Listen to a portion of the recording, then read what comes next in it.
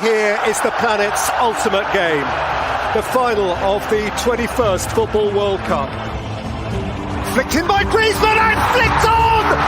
And France take the lead in the World Cup final!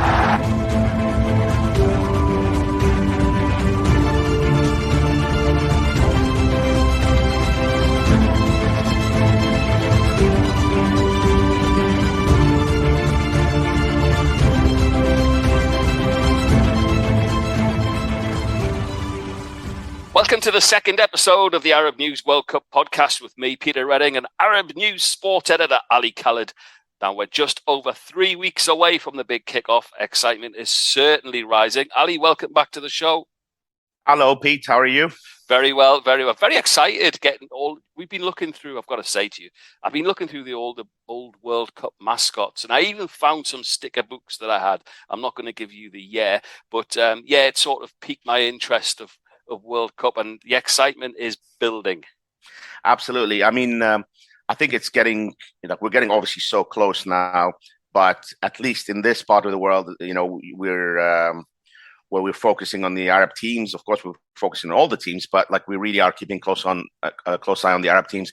In Saudi Arabia, the league has come to a stop, and obviously Qatar has, been stopped for a while, and but in Saudi Arabia, national team is in Abu Dhabi, setting up camp and training at Side Sports City. I'm not sure exactly where the training camp.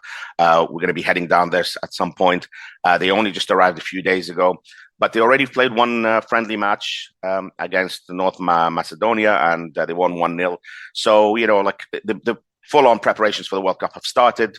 I think squads are being announced, at least provisional squads, and within the next 2 weeks, I think obviously all the leagues are going to come to a stop, and nations will announce their final squads. So yeah, it's getting real. I'm going to ask you a question on that just before we dive in, because today's a really special edition, and I'm so excited about it. But I wanted to ask you a question. Our Arab nations, they seem to be stopping domestically a lot earlier.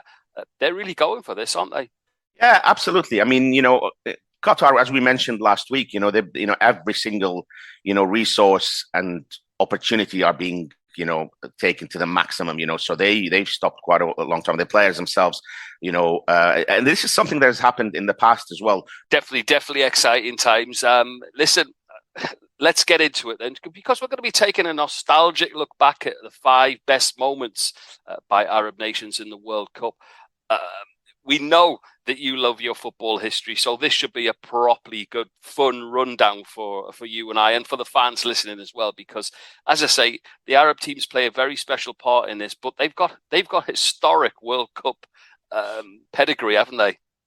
Yes. Last week we looked at, the 4 nations that are playing in this World Cup and their chances. So we thought it'd be a bit of fun to look back this time, look back on some of the best achievements. It's all in relative terms. There's been a lot, I think, there's been a lot of participations that people don't know about, historical, as you say. There's a bit of pedigree there, especially for some of the North African nations. Yes, obviously not huge success, but some really, really iconic moments which we can look back on. So, we thought it'll be a bit of fun to have a look back on 5 of those top moments. And also, I sent out a message on Twitter saying, what's your suggestions? And the suggestions that were sent will not surprise anyone. We'll get to them. We'll get to them in due time. We'll kick off with at number 5, and I've gone for Morocco at the 1998 World Cup in France. Now, they were in quite a tough group, and obviously Morocco had quite a bit of pedigree in the World Cup. They played in the 1970 World Cup, and then again in 1986. So with a bit of success in 86 as well, which we'll get to. But they were in a tough group. They were with Brazil, Norway, and Scotland, and obviously not many people gave them much of a chance, And so they lost 3-0 to Brazil. They drew 2-2 with Norway going into their last match against Scotland, and I think a lot of people did not expect what would happen, and Morocco were absolutely brilliant. They won 3-0, couple of fantastic goals. Jim Leighton in goal didn't cover himself, in glory for one of them. There's a lot of mistakes by the Scottish defenders, but still Morocco played some incredibly exciting football, attacking football, and I think Craig Burley got sent off as well, which didn't help Scotland. I think it was a 2-0. So it was, but obviously a lot of people will remember this. The draw. The win over Scotland would have been enough had Brazil beaten or drawn against Norway. But what ended up happening was Norway 1-0 down, scored 2 very late goals in their match against Brazil, which was taking place at the same time. And the last one was a somewhat controversial penalty, although, I think, all the conspiracy theories that, could be put aside because there was a bit of a tug on the shirt and all that. But I think the fact that Norway, got a penalty, the last minute penalty against Brazil, or very late penalty against Brazil, to beat them 2-1, got people talking and saying, "Oh, typical, here we go again," But so it was really unfortunate for Morocco, who deserved to go through. They still went back home as heroes, but unfortunately, they just missed out. Did that herald the arrival of our Arabic teams and nations on the World Cup scene? I think it was, I think it had been a while since, for the Western fan, because we all knew what our teams could do. But for the on the globe, on the football planet, and for people who were used to watching, little lads like myself at the time, they were used to seeing Brazil, Spain, England. Yeah, I think in the modern era of sort of 90s football with a little bit more coverage and all that, that is the one that people remember more. As you'll see from the list, there are older ones which have become almost forgotten. I think Saudi Arabia obviously had already been, and another one that we'll get to. But this one got quite a few mentions, because it's still somewhat, for modern football fans, maybe even ones of slightly older age, like us, it's one that sticks out. France 98 was, very much in a way still in the memory, while maybe things that in the early 80s and the 70s have completely become, almost forgotten stories. If not on our podcast, it hasn't. Loved that. I loved last week's as well, because that memory, it triggers a lot. Okay, so the second one is something that you mentioned last week, speaking about the past, but it literally cropped up last week, and we got some feedback on, right? Yeah, we mentioned last week Tunisia at the 1978 World Cup, and I had a few comments on it. People saying, "Oh, this is really, really interesting." All that. So Tunisia, it was their first ever World Cup. And in their first match, they were playing Mexico in Argentina, and they beat Mexico 3-1. Now, Mexico at the time were Gold Cup winners. It was a pretty decent team, and again, this is something I probably repeat quite a lot on the show. Nobody expected, this result, but Tunisia became the first Arab and African nation to win a football match at the World Cup. No African or Arab nation had done that before. So quite historic. And the best thing about it was they did it playing really, really good football, attacking football. Their coach, who would go on to become legend and a very famous pundit, already obviously at the time, a very well-known coach, Abdelmajid Shatali, really just built an excellent team who had beaten Egypt in the qualifiers. It was again over 2 legs. Quite a famous 2 legs. I think they won 4-1 in the second leg to qualify to the World Cup, their first ever World Cup, and they were just brilliant against Mexico. They had gone 1-0 down at halftime, and it seemed like here we go, business as usual, 1-0 down to a penalty as well in the last minute of the first half. But then they came out for the second half completely transformed. Played some incredible football, attacking football, one touch, brilliant on the break. And, at the heart of it was this fantastic player called Tarek Diab, who orchestrated it, and probably one of Tunisia's greatest all-time players, and they hit Mexico with 3 goals. and it was an absolute, massive shock at the time, and what's even better is, they ended up, like, they even drew with West Germany in the same group. West Germany at the time were the champions, from 1974. Yep. So, obviously that team in 78 was not a great German team, but still, just to draw. And then unfortunately they lost 1-0 to Poland in a match which they came very, very close to drawing. They hit the bar. I think it was like Tariq Diab. And basically in the days of 2 points for a win, 3 points were not enough. So win, draw, and loss, and it just wasn't enough. And they went home. But again, they went home as heroes. And again, like a really big historical fact that the first ever win by an Arab nation or an African nation. Absolutely. Great stuff. Now, number 3 is my personal favourite, something I vividly remember from 1986. Reason being, I did watch 82, but I really started feeling the passion of football and world football, I have to say, in 1986. That was the year for me. That was the tango. It was Azteca. It was everything to do a little boy. It was... I think the football itself was the tango Azteca as well. So 86 was the year for me, Ali.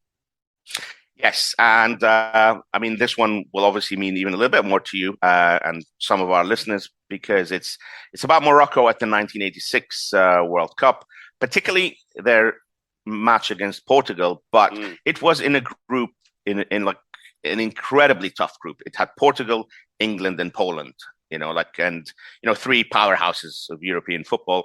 And again, repeat, it was, easily they were the least fancied of those 4 teams. And so they actually drew both against Poland and England, 2-0 nils. And I'm sure you remember the England game. Who got sent off for England? Ray Wilkins.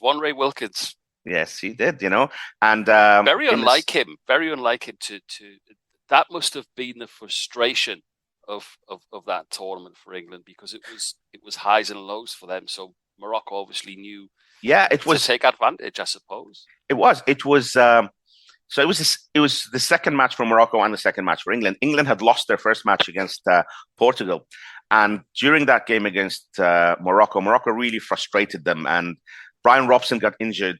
Injured his shoulder and had to be taken off. And maybe that added to Ray Wilkins' frustrations, because it was, shortly after that he got sent off. But the match ended 0-0. Morocco could have taken advantage and attacked England a little bit more. They didn't. They played out for a 0-0. And so they went to the last match of the group match against Portugal. And again, put on an absolutely sensational performance. They beat Portugal 3-1. Took actually 3-0 lead. That's because they took a 2-goal lead at halftime. Went up. Morocco scored a late consolation, I think, with maybe 10 minutes or 9 minutes left. But yeah, it was an absolute massive shock, and Portugal just couldn't believe Morocco really gave them the runaround, and they qualified to the second round. Becoming the first Arab team to ever reach the round of 16. So amazing. that was a landmark. And in that match, in the round of 16, they met West Germany. Now this was a good West German team who would go on to reach the final, and they really went toe to toe with Germany, and it was 0-0 till very late on, and they lost. Typically, in the way Germany always used to do, score very late goals, they lost to Lothar Matthäus free kick. Excellent free kick, but it was again just a great participation and a landmark performance by an Arab team, the first to ever go to the round of 16. Excellent free kick by an excellent player. Listen, we had Weil on last week, and I sort of put him on the spot. You got away with that one. You're just saying about the first Arab team to qualify for the second round. Looking before we come into the latter two of our picks, looking at this World Cup, do you expect any of our home nations to get through? More hope than expectations, Pete. They've all got tough groups, obviously. You would expect, because in these tournaments, the teams that come from the Asian Federation or the African Federation, although obviously, Africa has slightly more pedigree, they tend to be a lot of the time sort of the least fancied of the four teams, not always, but like a lot of the time. But they are strong teams. I mean, Saudi Arabia have a very strong team and then a fantastic manager in Herb Renard. And I think Qatar have, as we said, like the preparations, they could not have done more in terms of preparation. Now, I think, and Morocco, obviously, I think a very, very strong team. Tunisia have gone a little bit under the radar. While I think mentioned Qatar and Morocco as his possible teams go through, I'd look at Qatar and think that with that first match against Ecuador on the opening day, should they win that, I think, they've got every chance, like possibly, like out of the four, they've got, I would say, the best chance. But let's hope all four teams, Absolutely. I can see Qatar doing it with a little bit of help from some fan passion, but I'm imagining that's going to be an epic opener. Okay, listen, back to our chart, back to the job in hand. I must say I'm a little surprised at your number 2, as I really thought that would be right at the top. I think many other people would have thought so as well, mate. Yes. So at number 2, we've got Said Laouaran of Saudi Arabia scoring against Belgium in 1994 in the US, that fantastic goal, which, he picked the ball up right outside the penalty area, his own penalty area, and just ran through the whole Belgian defense. 4 defenders, I think, fell by the wayside, and then he finished past Michel Prudhomme. So again, a bit of context, Saudi Arabia it's the first ever World Cup. They had lost to Holland 2-1, having taken the lead. They actually took the lead against Holland, but then lost to a late goal 2-1. But they had beaten Morocco 2-1 as well, in the same score. So they went into the last match with a chance still to make it to the round of 16. But, the bad news was that they were playing Belgium, a very good Belgium side, so still the odds were stacked against them.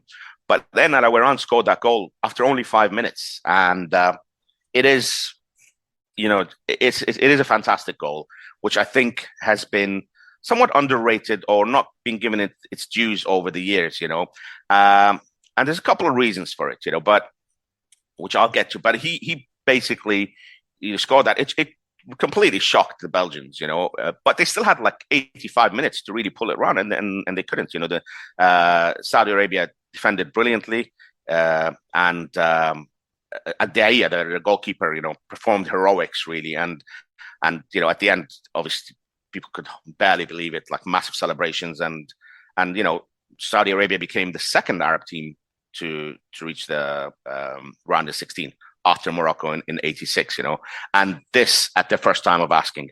An incredible achievement, really, and like I said, but just to go back to the goal, it's, like there are some certain goals which, stick in the memory in the World Cup. And this is one of them, but like some of them, are like almost untouchable in when you talk about them. Diego Maradona against England, the second one in particular. We're not talking about the hand of God here. Roberto Baggio against Czechoslovakia in 1990 as well. Fantastic goal. Dennis Bergkamp, slightly different goal, not a solo, but like his incredible effort against Holland. And of course, Michael Owen in 98 as well against Argentina. These, sort of always like, they're always in the top 10, aren't they? Yeah, like a bit of a Mount Rushmore of like goals, and Alarafah is absolutely up there, and people do remember it, but for some reason, there's a reluctance to give it, its dues. Some people say at some point, he wasn't in total control of the ball, that he wasn't as elegant as Maradona's and all that the defending was bad. But you know what? The defending was bad against, by England against Maradona. It was the defending by Argentina was non-existent for Owen's goal, and they are still quite rightly seen as fantastic goals. So I think, Alarafah really deserves to be right up there with the best goals, the greatest World Cup goals, and certainly, the greatest World Cup goal by an Arab team. Absolutely. Before we get to number 1, we've got a brief interlude because I know that you've got a question for a special someone. So we'll do that Right. Joining us for the first of a regular contribution, we hope, over the next few weeks before the World Cup, is Khaled Alarafah of Arab News, and he'll be telling us about the latest from the Saudi Arabian World Cup training camp. Hi, Khaled. How are you? Hi, Ali. How are you? I'm glad to be with you guys on this broadcast in Arab News for the World Cup. Well, I'll be talking to you guys about the World Cup, about the Saudi national team in the World Cup. As you guys know, that the Saudi national team are camping right now in Abu Dhabi. They played one match against North Macedonia and they won 1-0. They'll be playing their next match on the 22nd against 26th, sorry, against Albania. And on the 30th, they'll be playing against Honduras, Iceland on the 6th of November, and they will be finishing their camp with a match against Panama on the 10th of November. Excellent. So everything seems to be nice with this historic. Actually, the way that the Saudi team qualified this World Cup, it's considered one of the best history of the qualification of the Saudi national team. That's 23 points against a group that it wasn't really easy. You're talking about here Japan, Australia, Oman. All these teams were a threat in the group, but Saudi Arabia made it. Now we're looking forward for these friendly matches to see what Hervé Renard are going to do with this national team. As people know that in the beginning of the camp, the Saudi national team had 6 injured players, and they were like important players, such as Salam Dosri, who still in Riyadh for a recovery. We have also Sultan Al Ghannam, the right back, the left back Nasser Dosri.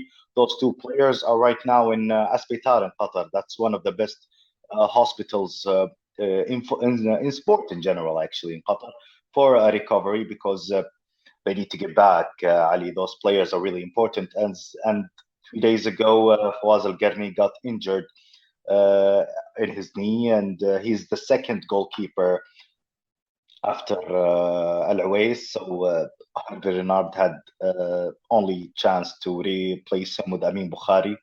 Amin Bukhari is really one of the good goalkeepers. He's not that old. He's really young, but he has potential for the future. Excellent. So we're looking forward for that. Great. That's good. Great summation of the last few days, really, of what's been happening in Abu Dhabi with the national team. Also, we hear when we ran the story, of course, that the national team had a very important meeting a couple of days ago. Tell us about it. Yes, they've met His Royal Highness Prince Mohammed bin Salman, the Crown Prince of Saudi Arabia, a couple of days ago, and it was really important for the players. He, let's say, he removed the pressure from them. He told them to enjoy the World Cup, and he tells them that we know that the group is not easy. All you have to do is just enjoy the World Cup and do the maximum you can do, and make us proud. And these words are really healthy for those players, especially starting the World Cup against Argentina, with the history of Lionel Messi and his last participant in this World Cup. It's not going to be easy. And talking about Poland, talking about Mexico, and Mexico's not easy as well. So these words were really, really good for them to give them a push. And let's hope that we'll see the national team doing something different than always everybody's remembering, Ali, the 94 Saudi national team, and we're stuck in that part. Hopefully this year we'll do more, or at least we'll reach the same. Excellent. Yeah, we were just been talking about it. Let's hope Saudi Arabia reach the group stages and also improve on the last World Cup in Russia in 2018, where let's not forget, they won the last game against Egypt, but obviously it was a dead rubber and they were already been knocked out.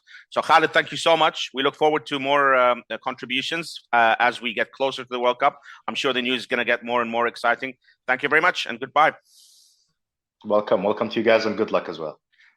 Now, before we get back to our countdown, just a couple of messages that we received yesterday on Twitter regarding these top moments by Arab teams. Some suggestions from our followers. Chris Kelly simply sent a picture of Saeed Al Awairan celebrating his goal. I think says it all, as usual.